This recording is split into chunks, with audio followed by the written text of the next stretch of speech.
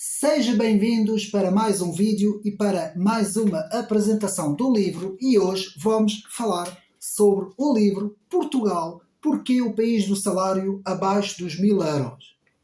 Portanto, eu vou mostrar a capa do livro Portugal, porque o país do salário abaixo dos 1000 euros, escrito por Luís Valadares Tavares e João César das Neves, bem conhecido economista.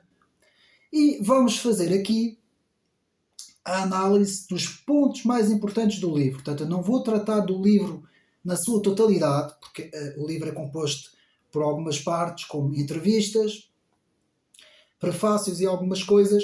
Eu não vou falar do livro todo, eu vou falar dos pontos mais importantes. E, meus amigos, nesta altura, em que vamos decidir, no dia 10, se queremos a continuidade ou se queremos a mudança, esta vai ser a grande decisão. Temos que perceber o que é que se passou durante todos esses anos e temos que entender de facto o que é a economia do nosso país, como ela funciona, quais são as forças que governaram até agora e o porquê desta questão importante, que é o título do livro, o país do salário abaixo dos 1000 euros. Nós vamos compreender isso tudo e principalmente este ponto que eu vou agora aqui falar. Porquê que Portugal não desenvolve em termos de produtividade? Porquê que Portugal tem a taxa de produtividade, uma das taxas de produtividade mais baixas da União Europeia? Nós vamos ver isso tudo, meus amigos, e no final eu vou falar sobre um ponto importante que aqui o livro praticamente não fala, que é sobre a corrupção no Estado e na política. Eu vou falar nesse ponto, portanto, um ponto importante no final do vídeo. Portanto, meus amigos, vamos ficar até ao fim, porque este vídeo é importantíssimo, numa altura em que vamos ter eleições e vamos decidir o futuro e o rumo do país, meus amigos. Então, vamos começar com a análise. Eu retirei aqui os apontamentos, eu vou pôr aqui os meus óculos para ver mais perto, que é melhor. Meus amigos, este livro não é muito complicado. Não é daqueles livros que têm aqueles termos e aquelas palavras muito complicadas em termos de economia, ou seja, que é preciso ter um curso superior de economia, não. Qualquer pessoa pode entender facilmente o livro, embora quem tenha alguns conhecimentos é sempre melhor, não é? Mas, meus amigos, isto é fácil de entender. Portanto, eu vou pedir aos meus amigos para ficarem até ao fim do vídeo, para nós conseguirmos compreender, de uma vez por todas, uma questão central. O porquê que Portugal, em termos económicos, não tem tido desenvolvimento. Isto é o ponto-chave deste vídeo. Então vamos começar. Portanto, vamos começar a falar da evolução real do salário. E vamos fazer isso, portanto, agora vamos seguir aqui o livro, vamos fazer isso, fazendo isso, analisando em termos no quadro histórico. Então, a evolução real do salário desde 1960 até 2019. Então, o livro começa por nos dizer que há dois períodos de crescimento. De 1960 a 1975 tivemos o primeiro crescimento e depois temos o segundo crescimento de 1984 a 2000, ao ano 2000, portanto que foi o maior crescimento. Depois o livro, e aqui neste caso Luís Valadares Tavares e João César das Neves, nos dizem que depois houve duas épocas de estagnação, de 1976 a 1984 e desde 2000 até 2019. Meus amigos, eu aqui tenho que falar. De 2000 a 2019 foi o maior período de estagnação, meus amigos, que nós tivemos praticamente em termos de desenvolvimento económico. Então, e nós percebemos perfeitamente, meus amigos, perfeitamente que o Governo Socialista, teve mão nestes anos todos. Então vamos aqui ver o comportamento dos salários está intimamente ligado à evolução da economia e da produtividade. Isso é importante perceber isso. Portanto, eu vou repetir esta frase que é importantíssima. O comportamento dos salários está intimamente ligado à evolução da economia e da produtividade. Então, a taxa de variação do produto por pessoa, portanto, até a pandemia, até 2020, de 2000 a 2019, vá mais ou menos, foi a sétima mais baixa dos 27, acima só da Grécia. E, tendo em conta alguns países como a Itália, Suécia, Holanda, França e Finlândia, que são países muito mais ricos que nós. Então, Portugal começou então a ser ultrapassado. Eu vou falar devagar para a gente perceber. Portugal começou então a ser ultrapassado sucessivamente pela Eslovénia, 2003, pela República Checa, 2007, por Malta, 2009, pela Lituânia, 2018 e pela Estónia, 2020. Portugal, na altura de que este livro foi escrito, estava em perigo de cair para a posição 22, o 22, acima só de 5 Estados-membros, como a Croácia, a Letónia, a Eslováquia, a Grécia e a Bulgária. Meus amigos, nós estamos no fim da cauda. Portugal está no fim da cauda e não vamos compreender porquê. No caso de Portugal, os valores de crescimento foram reduzidos para 2,2% em 2023 e 1,3% em 2024, valor inferior à previsão de 1,5% da proposta do Orçamento de Estado de 2024 do atual governo do missionário. Então, estão a perceber como é que as coisas estão. Então, as previsões da Comissão Europeia, que prevê a economia portuguesa com um crescimento mais baixo do que a maioria dos países da União Europeia.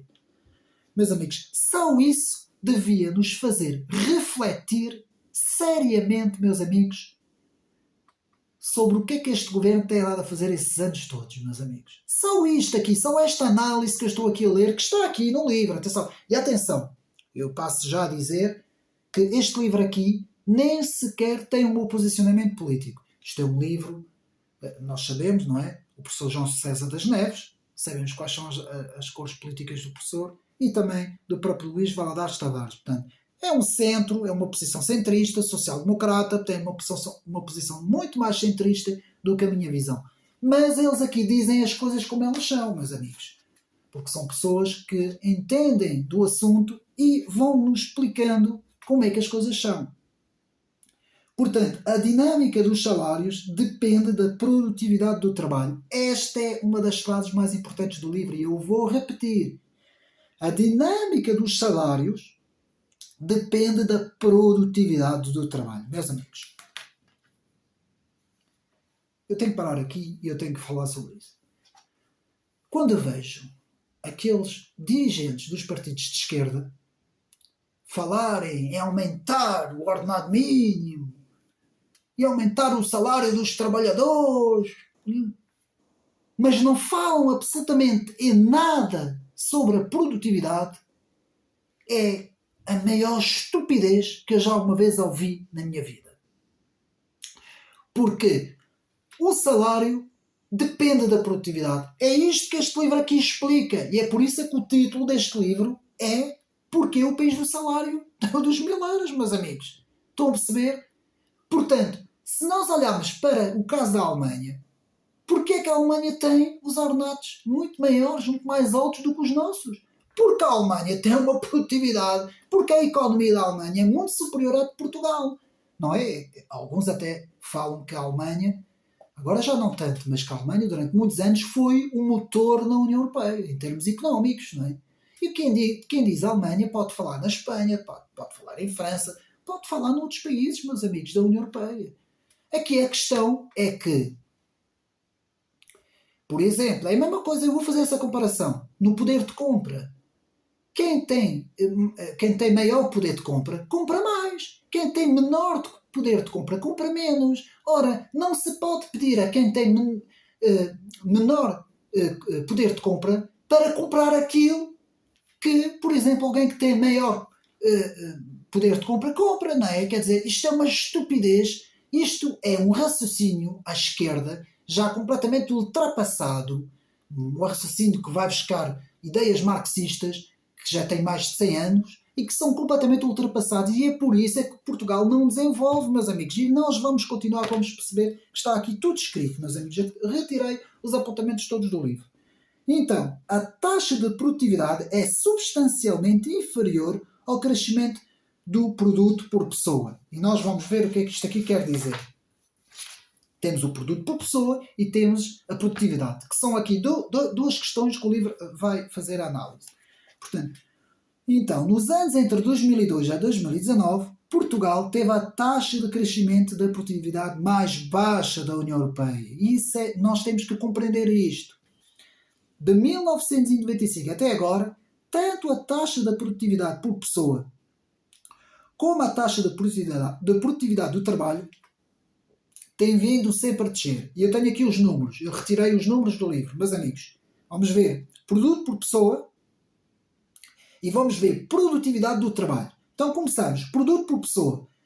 1995 a 1999 e temos aqui 5,25. Portanto, no produto por pessoa. Na produtividade do trabalho temos 1,77. Agora vamos ver. De 1999 a 2008 temos o produto por pessoa 3,79 e temos produtividade do trabalho 1,19. Aqui estamos já a ver uma descida. Agora vamos ver, 2008 para 2014 temos o produto por pessoa 0,07 e temos produtividade do trabalho 0,91. E agora vamos ver 2014 para 2019, agora este período recente, em que temos o produto por pessoa 3,62 e a produtividade do trabalho 0,45. Como é que vocês querem que haja um aumento substancial dos ordenados em Portugal? Isto para não falar só do ordenado mínimo, porque os partidos de esquerda, a única coisa que sabem fazer é falar do ordenado mínimo, não falam no ordenado médio. Porque atenção, temos aqui duas coisas. Temos até três. Temos o ordenado mínimo, temos o ordenado médio e temos os chamados ordenados altos, muito altos. Mas isso a gente não vai falar sobre isso. Vamos falar aqui no ordenado mínimo, que é ideologia da esquerda, é a ideologia da esquerda, e temos os ordenados médios, que são mais ou menos, prefazem mais ou menos a classe média e prefaz mais ou menos uma grande parte do país. E isso, meus amigos, não pode haver aumento tanto no ordenado mínimo como no ordenado médio, e nós sabemos que muitas vezes quando o ordenado mínimo aumenta, o ordenado médio não segue o ordenado mínimo, atenção. E depois nós temos situações em que o ordenado médio fica completamente colado ao ordenado mínimo. E é uma penalização para as outras classes, para as outras, nesse caso dentro da classe média, é uma grande penalização para os outros trabalhadores, não é? Que têm trabalhos com remunerações acima do ordenado mínimo. Então nós vamos perceber isso tudo, meus amigos. Vamos continuar.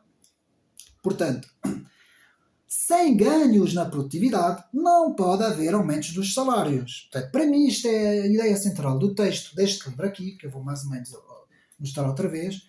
Portanto, sem ganhos na produtividade, não pode haver aumentos dos salários. Meus amigos,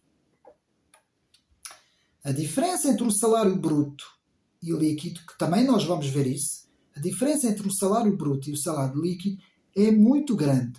Pode-se dizer que em Portugal paga-se também demasiados impostos, porque esta questão dos impostos também é importante, e nós vamos agora ver isso. E aqui, segundo o estudo do livro, Portugal ocupa o 5º lugar nos 27 dos impostos mais altos. Logo aqui também podemos ver o que é que se passa, não é? Então, as nossas taxas de impostos são das mais altas da Europa, meus amigos. Isto também é algo que nos deve fazer pensar o que é que se passa. O que é que se está a passar? Como é que nós pagamos assim tantos impostos e como é que o contribuinte não vê retorno nenhum, meus amigos? E nós vamos ver isso tudo. Portanto, então, em Portugal, o Estado exerce leis e regulamentos no mercado de trabalho, particularmente pesados e interventivos. Portanto, aqui, segundo a análise dos autores, é preciso aliviar a carga regulamentar. E é lógico, meus amigos. Portanto, podemos dizer que as restrições legais constituem um dos principais bloqueios a maioria dos ganhos do trabalho. E nós, no fim, vamos ver aqui 6 bloqueios, que os autores falam em 6 grandes bloqueios para o desenvolvimento económico do país. Então eu vou repetir aqui esta frase. As restrições legais constituem um dos principais bloqueios a maioria dos ganhos do trabalho. Então, se o salário mínimo em Portugal é baixo, é porque os salários médios também são baixos. Foi aquilo que ainda há bocado eu expliquei. Portanto, o salário real médio nacional aumenta 10 vezes menos do que o salário mínimo. Eu vou repetir isto. O salário real médio nacional aumenta 10 vezes menos do que o salário mínimo. Ou seja, vêm os partidos de esquerda a falar sobre o salário médio? Vêem se eles estão preocupados ou não com o salário médio? Agora, apenas 4,2% no período de 2006 a 2023.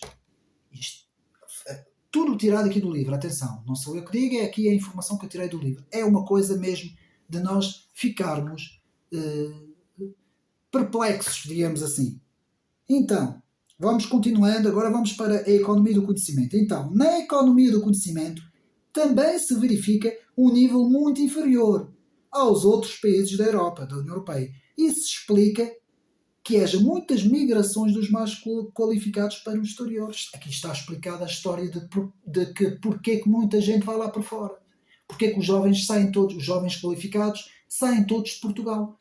Pois, meus amigos, se há um nível inferior dentro, aliás aqui, até dentro da economia do conhecimento, há um nível muito inferior do que nos outros países da União Europeia, é natural que as pessoas tenham que tentar a sua chance, digamos assim, a sua sorte, digamos assim, em outros países, não é?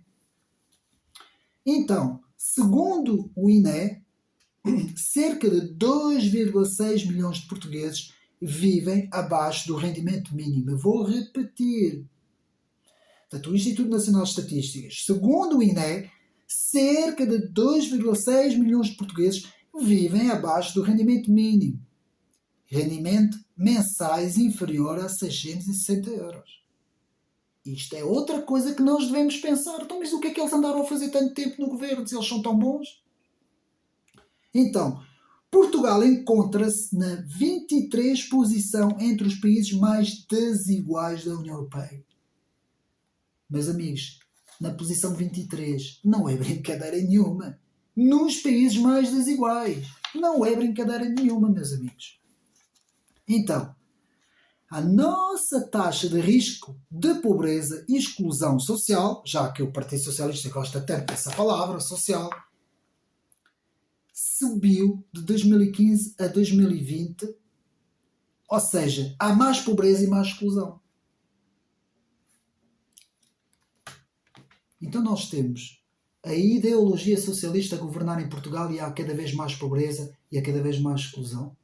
E depois as pessoas vão a correr votar no Partido Socialista. Mas será que em Portugal as pessoas não conseguem ter um mínimo? Não é preciso ser muito inteligente, não é preciso ter muitos estudos, não é preciso ter muitos conhecimentos, não é preciso ler muitos livros para entender este problema aqui. Se a exclusão e a pobreza aumentam, em termos do social, não é? Como eles gostam tanto de falar, então é porque alguma coisa se está a passar, alguma coisa não está bem. Então temos que mudar o rumo do país. Então, eu vou continuar, meus amigos. Isto hoje vai ser cascar forte e feio, meus amigos. No quadro do Eurostat, Instituto de Estatísticas da União Europeia, Portugal encontra-se no último lugar, com uma redução de menos de 5 pontos percentuais na taxa de pobreza. É umas atrás das outras agora. Então, o investimento público em infraestruturas não tem sido orientado para a educação e não tem sido orientado para o desenvolvimento económico. Não sou eu que o digo, são aqui os autores do livro.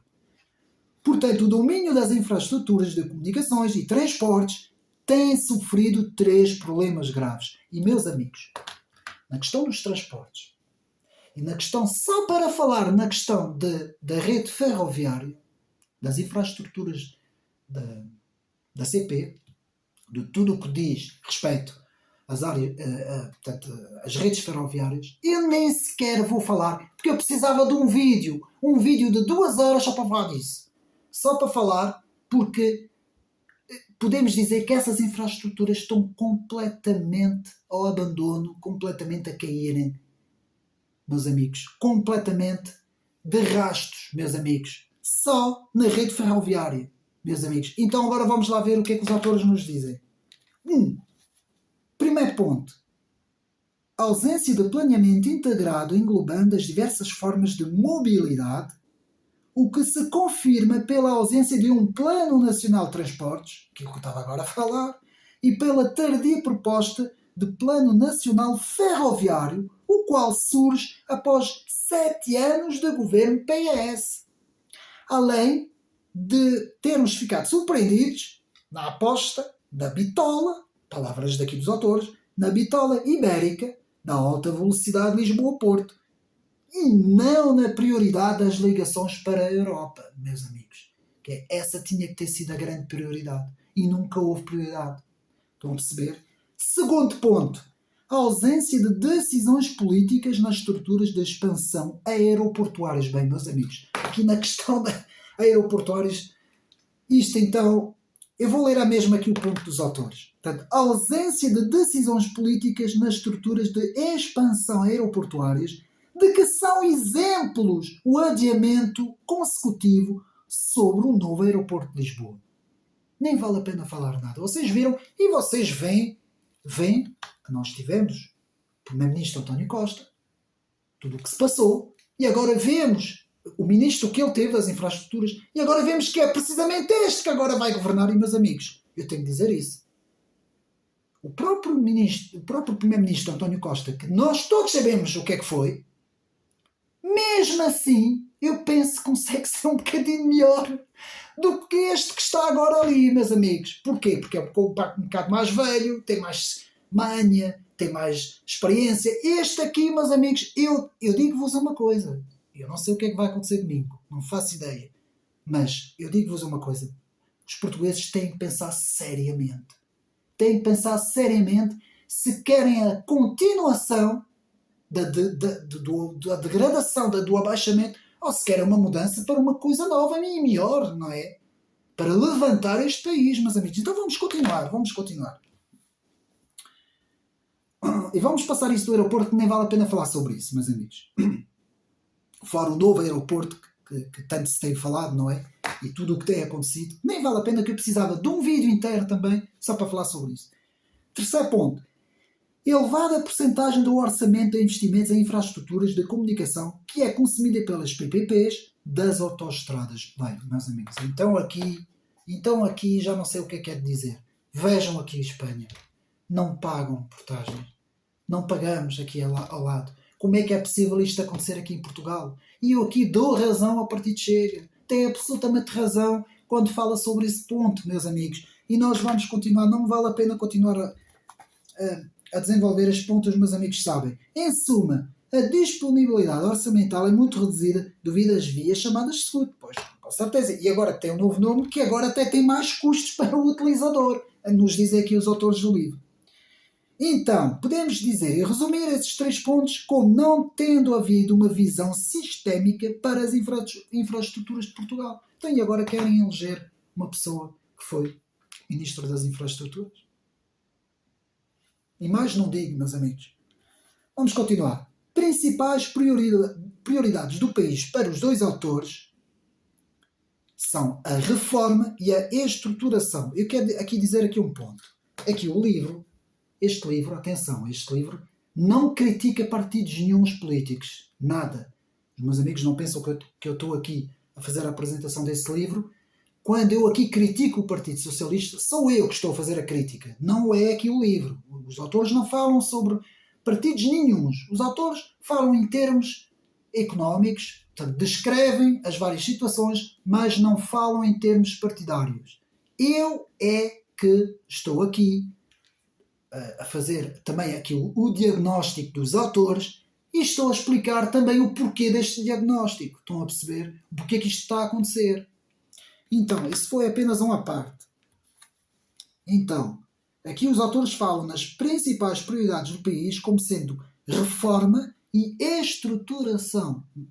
Portanto, e agora vamos ver, na educação, na formação em ciências, na mobilidade de pessoas e mercadorias, na saúde, na habitação, na qualidade de vida. Isso são dos pontos principais nesta reforma e reestruturação. Então vamos ver. Começamos aqui com a saúde. Portanto, vamos ver onde é que estão os problemas.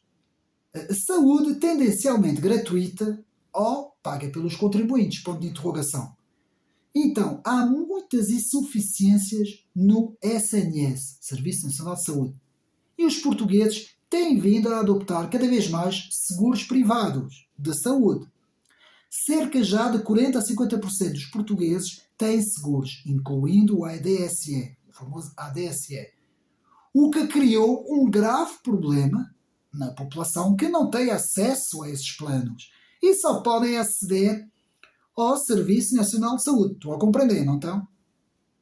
Incluindo o efeito negativo no interior do país por falta de infraestruturas e por falta de médicos. Então, vamos ver algumas causas. Não há médicos, ou não há médicos suficientes. Não há investimento em estruturas hospitalares. Não há resposta do Serviço Nacional de Saúde, do SNS, às consultas de urgência.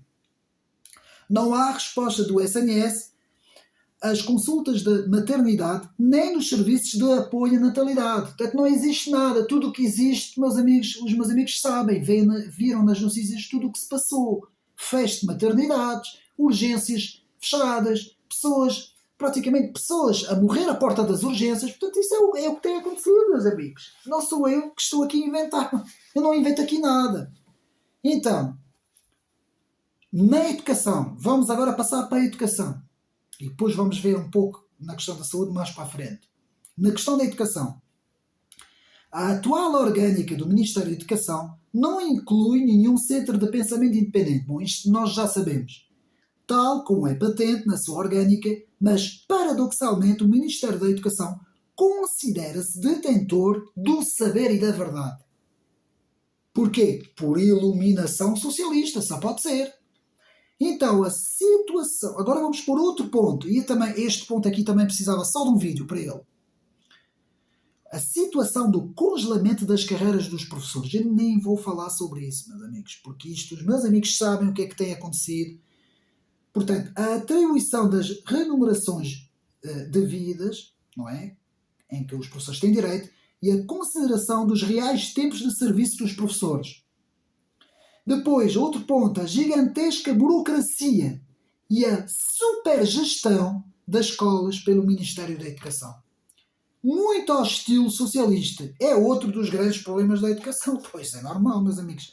A falta de rigor pelas disciplinas e exigência do ensino, tornando a reprovação quase impossível. Todos devem passar, todos os alunos devem passar. Isto aqui é muito importante, meus amigos. A falta de rigor pelas disciplinas e exigências do ensino.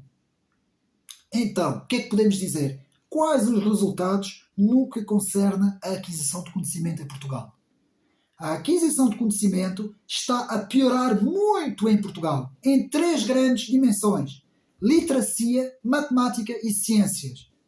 Há uma quebra e há um abaixamento dos padrões do conhecimento em Portugal nunca visto e substancialmente agravado de 2000 até 2019, meus amigos. Agora façam as contas. Vejam quem tem estado a governar o país. Finanças públicas. O desequilíbrio das finanças públicas constitui um dos maiores problemas da nossa economia, dito pelos autores. Nos últimos 15 anos, todos os governos, chefiados pelo António Costa, se posicionaram na redução do déficit. Mas foram eles que aplicaram a mais apertada disciplina orçamental do que qualquer outro período, meus amigos. Portanto, podemos dizer, além de uma apertada disciplina orçamental, os serviços prestados pelo Estado ao cidadão são poucos e são maus. As verdades são para ser ditas, meus amigos. Reduzir os impostos, aumentar as despesas e reduzir o déficit é uma impossibilidade aritmética. que muitos socialistas não querem ver. E não é só socialistas, é essa malta toda da esquerda. Eu vou repetir isto para nós percebermos. Reduzir os impostos, aumentar as despesas e reduzir o déficit, meus amigos, é uma impossibilidade aritmética. Qualquer economista sabe disso. Portanto, meus amigos, é preciso ter os pés na terra, pensar no desenvolvimento económico, pensar na produtividade, pensar nas empresas, pensar em tudo isso, no desenvolvimento do terreno para que as empresas possam desenvolver-se, o setor privado dar prioridade, ter o setor público, mas o setor privado não ser ideologia do setor público, como nós vemos. Tudo isso nós vamos agora aqui ver.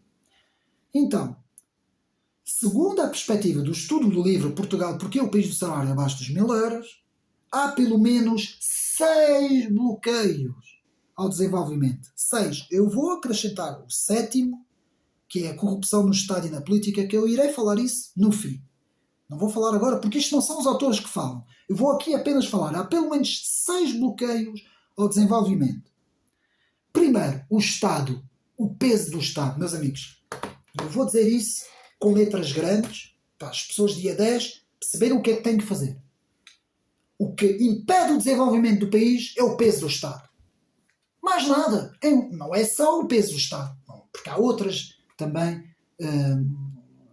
outras situações que também impedem o desenvolvimento, não é? Mas um dos principais é o peso do Estado. E nós agora vamos ver isso. O Estado tem vindo a acentuar-se a burocracia e a multiplicação de funções na alta administração. Injustificáveis num interesse público.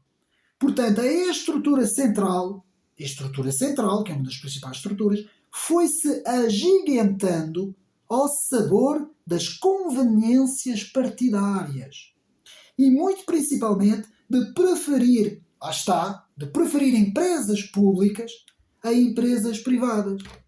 Ora, essa ideia de que empresas públicas deve ter prioridade sobre empresas privadas, meus amigos, isto é o suficiente para destruir uma economia. Qualquer economista que tenha estudos, que sabe o que é que eu estou a dizer. Então, bem ilustrado pela desastrosa decisão de aquisição do capital total da TAP pelo Estado. Daí que eu aqui tenho uma pequena divergência com o Chega, mas é uma coisinha pequena. Na estrutura do Estado, agora vamos ver, na estrutura do Estado há 485 entidades, todas suportadas pelo erário público. Portanto, são também raros os casos de boa gestão de entidades públicas empresariais. Também o enorme exército de funcionários públicos. A elevada taxa de subsidiodependência ao Estado, meus amigos. A imposição da elevada taxa fiscal ao desenvolvimento privado, eu vou repetir, a imposição da elevada taxa fiscal ao desenvolvimento privado, adulterando a economia de mercado. Dificuldades nas autorizações, nos licenciamentos, nas aberturas dos estabelecimentos. Meus amigos, mas querem mais? Querem que eu diga mais o que é que se passa? Segundo bloqueio, a produtividade. Bem, meus amigos, já vimos o peso do Estado, como bloqueio ao desenvolvimento. Agora vamos ver a produtividade. Eu espero que eu tenha estado a ser explícito. E eu vou mostrar mais uma vez o livro, meus amigos. E eu aconselho vivemente a compra deste livro. Muito bem escrito. Eu conheço bem João César das Neves, que eu já leio muita coisa sobre o autor já há muito tempo. Luís Valadares Tavares não conheço tão bem. Há aqui o prefácio, que é do Luís Marques Mendes. Enfim, mas que até estive a ler e até está bem escrito. Portanto, não há aqui nada a reter. E depois há uma entrevista também na parte final para os dois autores do Nicolau Santos. Portanto, meus amigos, vale a pena comprar este livro, porque aqui nós conseguimos perceber muita coisa que muitas vezes não nos é dito na comunicação social. Então, eu vou continuar. Portanto, segundo bloqueio, a produtividade. O problema da má orientação estratégica da produtividade do país, que são agora ditadas por poderosos grupos de pressão e não para o desenvolvimento. E eu aqui acrescento também algumas diretrizes da União Europeia, porque sabemos bem que Portugal está refém de muita coisa da União Europeia, da Comissão, não é? Então, é na acumulação de capital, nas grandes empresas, que se sente as maiores dificuldades para depois desenvolver-se a economia. Daqui sai a conclusão dos dois autores, a conclusão simples: Portugal não tem capital, que é o maior obstáculo ao crescimento. Eu vou repetir, daqui sai a conclusão simples: Portugal não tem capital, que é o maior obstáculo ao crescimento. Estão a perceber? A burocracia paralisante, os impostos asfixiantes, problemas de gestão e uma estrutura produtiva mal ajustada, isto explica a estagnação da produtividade.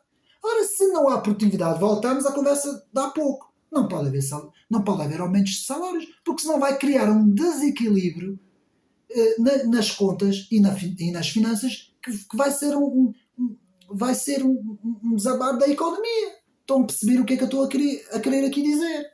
Não é? É a mesma coisa que... Eu vou dar aqui uma analogia para tentar perceber. Eu quero arrancar com o meu carro, mas não tenho gasolina. E eu insisto em pôr o carro a trabalhar sem gasolina. Estão a perceber? Portanto, isto é uma estupidez. Não pode haver salários altos, não pode haver um alto poder de compra, se não houver, primeiro, a produtividade do país, o desenvolvimento económico do país. Agora, aqui, terceiro bloqueio. Isto aqui para os partidos de esquerdas, para os sindicatos, para toda esta gente que muitas vezes contribuem para isso.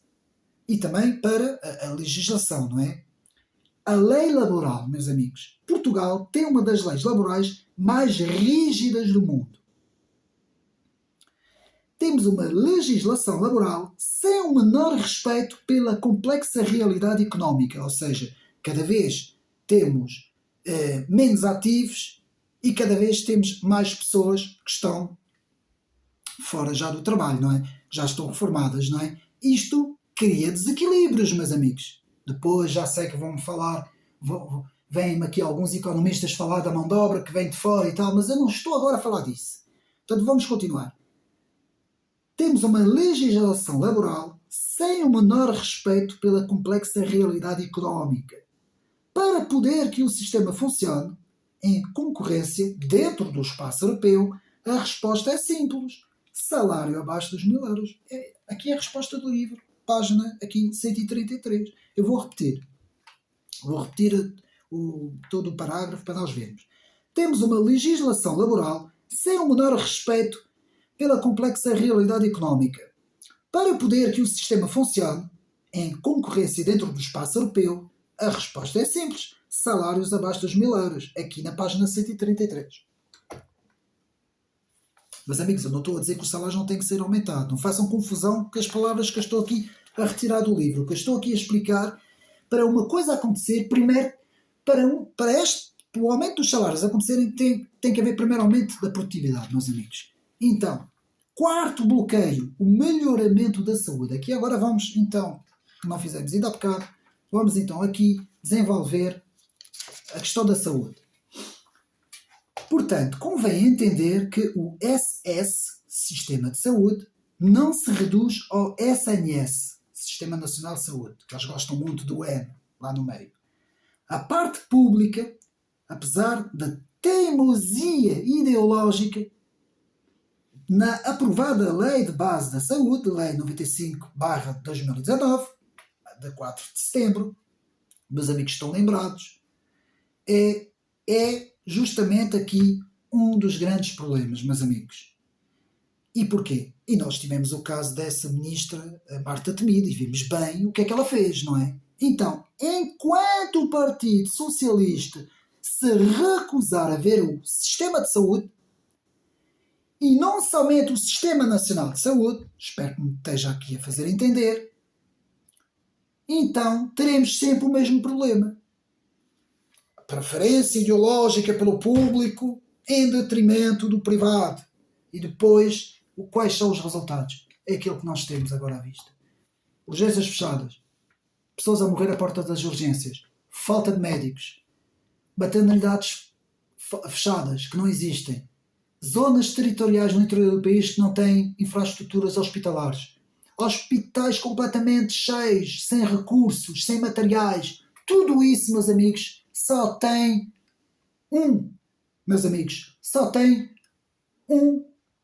digamos assim, autor, os socialistas. Mais nada. São eles. É esta ideia do público em detrimento do privado. Vou continuar. Portanto, o SNS, teremos sempre o mesmo problema com esta visão, que é a crise no setor da saúde. Então tem de haver interação e parcerias público-privadas no sistema de saúde.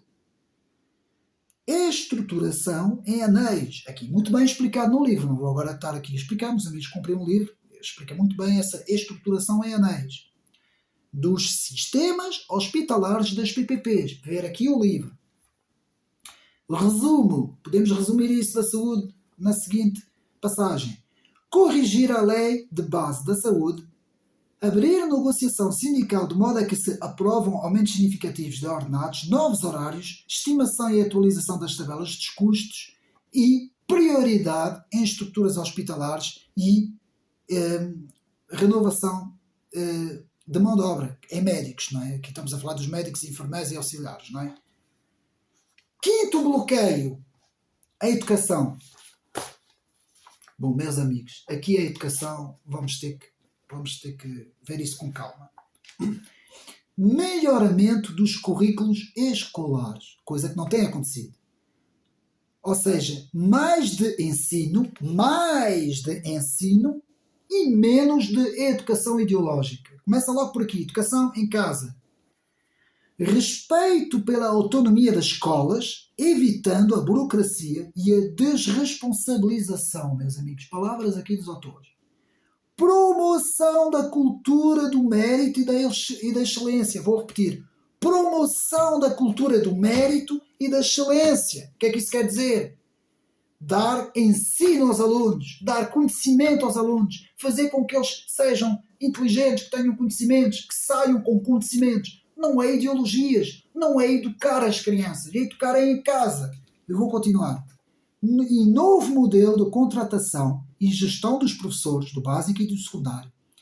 Exames aferidos no final de cada ciclo, resolução dos congelamentos das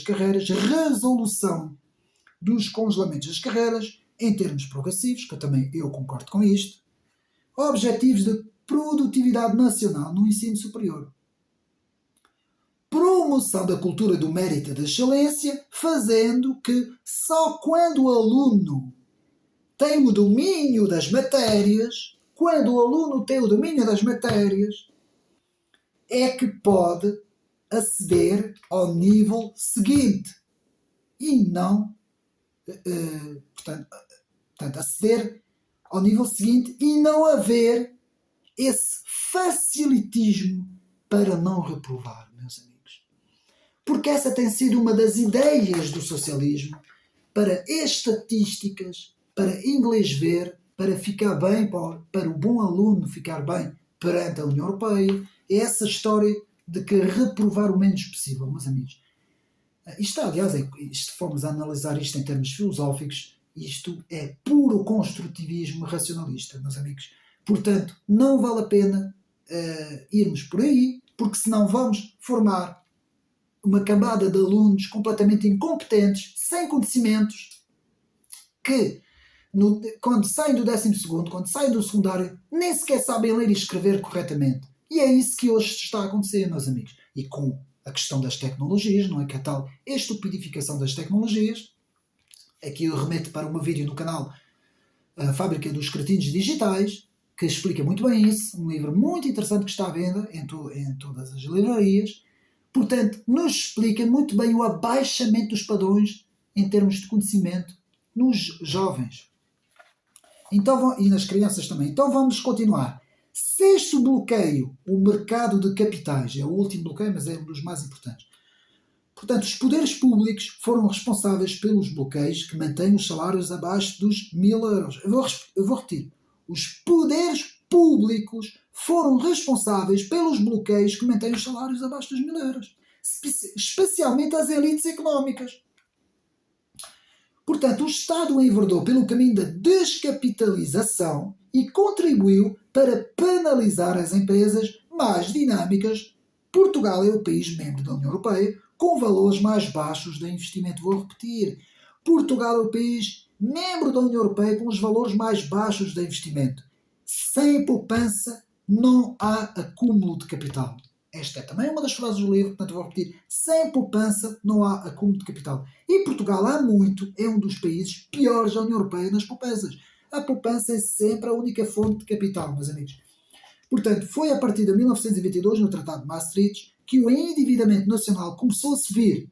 O aumento da dívida ao exterior, exatamente ao mesmo tempo em que se deu em que o investimento ficou reduzido. Ou seja, o aumento da dívida ao exterior deu-se na mesma altura em que houve uma redução do investimento, meus amigos. Portanto, daí nós estarmos na situação em que estamos hoje, não é?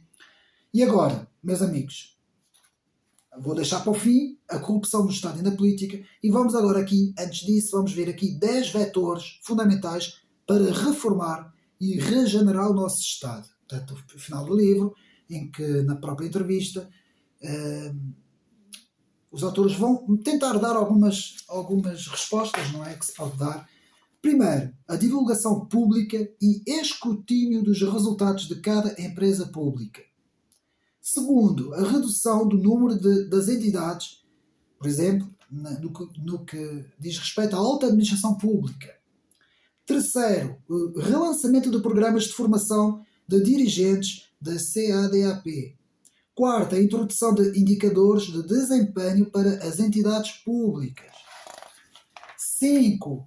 A adoção obrigatória de plataformas de transparência para todos os serviços públicos. 6. Reguladores de contratos públicos, monitorização e supervisão. 7. Generalização do e-government em todos os níveis, em especial no quadro autárquico. 8. Estabelecimento objetivos de gestão para os corpos independentes. 9. Estabelecimento do plano de redução de despesa anual através da redução de percentuais nas verbas de aquisição de bens e serviços, redução de 75% da verba de subvenção e não subsidiência das empresas públicas.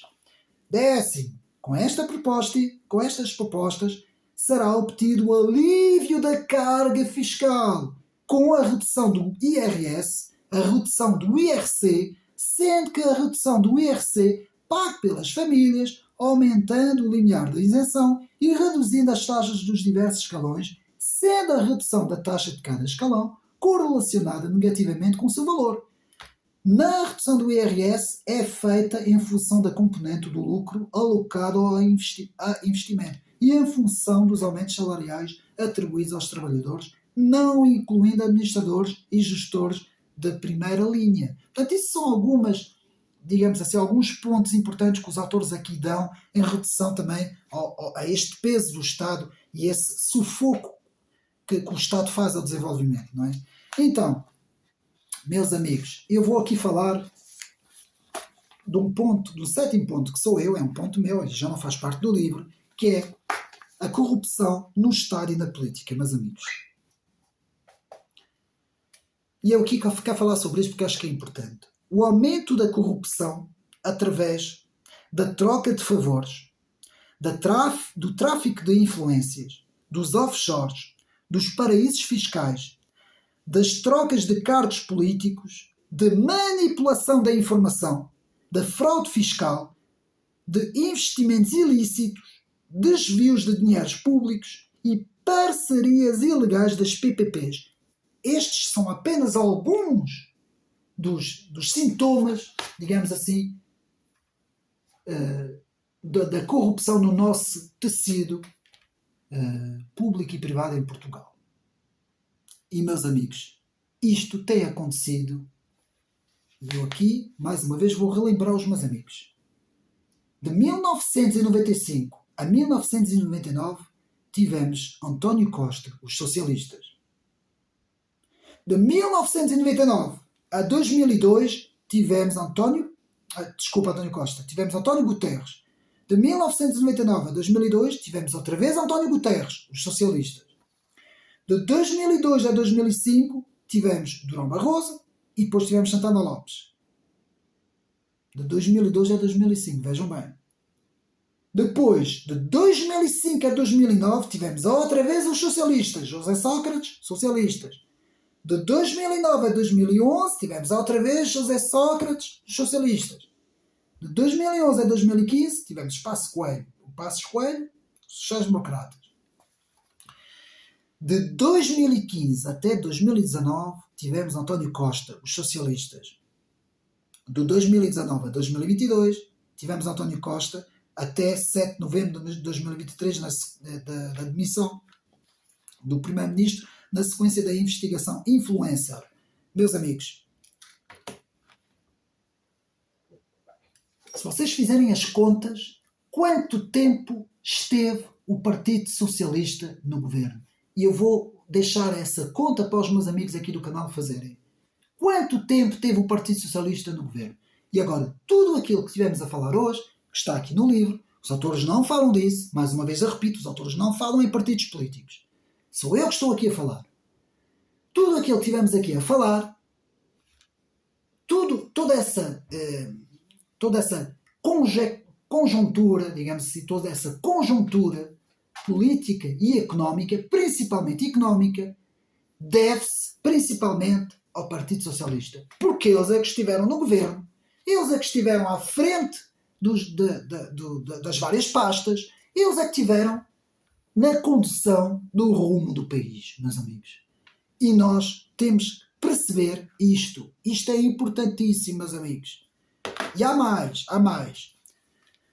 As subvenções a partidos, fundações, benefícios à administração pública em detrimento do setor privado, a má gestão do orçamento de Estado, pensões vitalícias e mordomias a assessores e gestores, financiamentos a órgãos de comunicação social, como é o caso da televisão pública, o aumento para certas forças de segurança em detrimento de outras, como a PSP, Polícia de Segurança Pública, o aumento mensal no setor da justiça, os contratos swaps, as PPS, as rendas excessivas, os congelamentos das carreiras dos professores, a má gestão do Serviço Nacional de Saúde, fecho de urgências e maternidades, o aumento da corrupção, aquilo tudo que eu disse, não é? Portanto, troca de favores, tráfico de influência, offshores, paraísos fiscais, trocas de cargos políticos, manipulação de informação, fraude fiscal, investimentos ilícitos, desvios de dinheiros públicos, parceria ilegais, PPPs. Tudo isso tem sido o legado do partido que mais tem governado Portugal. Eu fiz as contas com os meus amigos. Desde 1995, António Guterres, até 2023, António Costa. Praticamente os outros estiveram lá. Uns poucos, nada, praticamente nada, não tiveram lá, não tiveram peso nenhum no que se passou, meus amigos. E pior ainda é quando nós vemos esses líderes na televisão do Partido Socialista remeterem o problema, todos os problemas existem por causa de que eles estiveram lá, não sei quando, não sei. Foi por causa do 25 de Abril, quase que dá vontade de rir, meu. Quase que dá vontade de rir. E, meus amigos, tudo isso tem sido o legado do partido que mais tempo tem governado Portugal. De 1995 até 2023.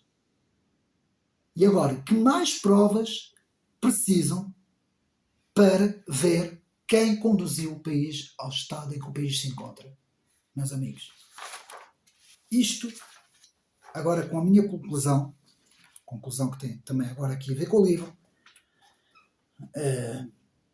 para que não nos afastemos demasiado, não é? Para que os salários possam subir, portanto, para que os salários possam subir, é preciso primeiro aumentar o capital e a produtividade, de forma a gerar um verdadeiro desenvolvimento económico. Então é preciso redimensionar o setor privado para desenvolver estruturas económicas.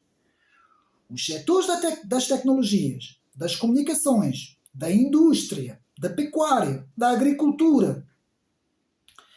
Portanto, são setores que precisam de desenvolvimento e não de restrições e bloqueios, como tivemos a ver.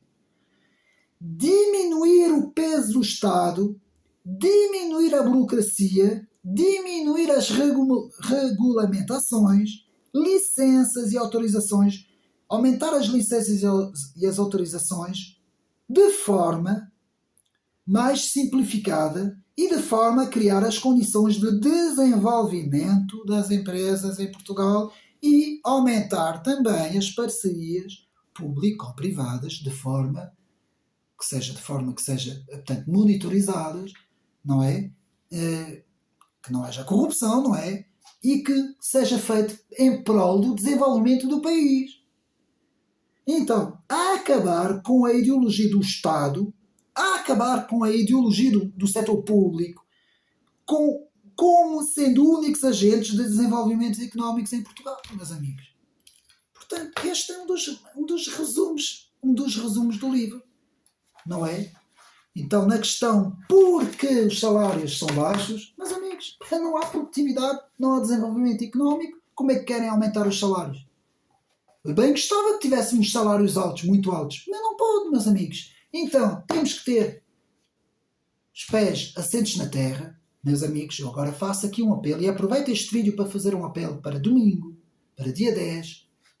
Meus amigos, nós precisamos olhar agora para o país. Eu sei que há muita gente que tem interesses, há muitos interesses instalados, há muita gente que está bem e que não quer mexer em nada, assim está muito bem, os outros não querem saber. Mas, meus amigos, nós temos que olhar para o país. E eu vou-vos dizer uma coisa.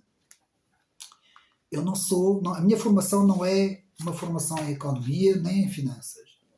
Eu tenho uma formação mais no plano das ideias, como os meus amigos sabem, na história das ideias, na filosofia, na ciência política, na história das religiões, principalmente o cristianismo. Portanto, a minha formação é outra. Mas, com a experiência que eu tenho, com o que eu já adquiri em termos de conhecimentos, não é? Em termos de leituras e tudo aquilo que eu já investiguei, que eu já estudei, se nós continuarmos na direção que nós estamos, na direção pós-António Costa, continuando a obra do António Costa e do Partido Socialista, muito provavelmente nós não vamos chegar ao ponto em que a Venezuela está, mas vamos aproximar-nos muito de um país muito empobrecido, de um país que vai estar cada vez mais reduzido ao empobrecimento, meus amigos. Vamos ter complicações em termos também na questão das migrações, que não se falou aqui. Vamos ter complicações na questão da mão de obra qualificada, que cada vez mais vai sair do país. Vamos ter um empobrecimento, vamos ter uma deslocalização cada vez mais acentuada, fecho de empresas, podemos dizer, chaves para Portugal, né? Empresas que são importantes para Portugal. Vamos ter um aumento do desemprego, vamos ter um aumento da subsidiodependência, que ela já é grande, e vamos ter um aumento ainda maior, porque ainda vem aqui, ainda está previsto chegar mais, digamos assim, imigração para Portugal. Portanto, meus amigos, temos que pensar e está na hora de uma reviravolta, está na hora de uma mudança, está na hora, votem na AD ou votem no Chega. Eu não vou aqui obrigar as pessoas, os meus amigos sabem bem qual é a minha preferência. Para mim é a direita, a verdadeira direita em Portugal, não preciso dizer mais, porque precisamos mudar as coisas. Porque senão vamos ter mais do mesmo em pior, em versão pior. Porque este, agora que se candidatou ao Partido Socialista, consegue ainda ser pior que os outros. Não tem a experiência que os outros têm. É mais novo, é mais extremista em termos de ideologia, não tem sequer competências. Nós vimos o que é que se passou, não é porque ele foi ministro, não é? Vimos bem o que é que aconteceu e ele próprio se demitiu. Portanto, temos que pensar seriamente em dar uma volta nisto e o voto é importante. Não fiquem em casa. Aqueles que não costumam votar, eu peço para que possam ir dar o vosso voto, que é um direito cívico, é o nosso direito Não é um protesto, mas não vejam isso como um protesto. Vejam isso como desenvolver o país, como puxar o país para cima. O país está a cair e nós vamos tentar agarrar o país para ele não cair mais, meus amigos. Portanto, espero que tenham gostado mais deste vídeo. Este é um livro que eu aconselho, principalmente também para todos aqueles que não têm competências em economia, não é? Não são versados em economia, porque ficam aqui com um bom conhecimento sobre o... Porque há aqui muita coisa que eu não falei, também o livro é grande, há mais coisas, e ficam com um conhecimento mais vasto, mais completo sobre questões económicas importantes para o nosso país, para perceber um pouco porque é que o nosso país não se tem desenvolvido, meus amigos. Portanto, espero que tenham gostado. Um abraço. O próximo vídeo vamos mudar completamente o assunto. Vai ser depois de domingo, vai ser depois das eleições. Vamos entrar na teologia e vamos ver o que é que se está a passar com as igrejas evangélicas. O que é que está a entrar dentro das igrejas evangélicas, meus amigos? Vai ser muito importante, um vídeo importantíssimo, um vídeo mais para os crentes, né, os cristãos, mas um vídeo importantíssimo, meus amigos. Espero que tenham gostado. Um abraço e até uma próxima.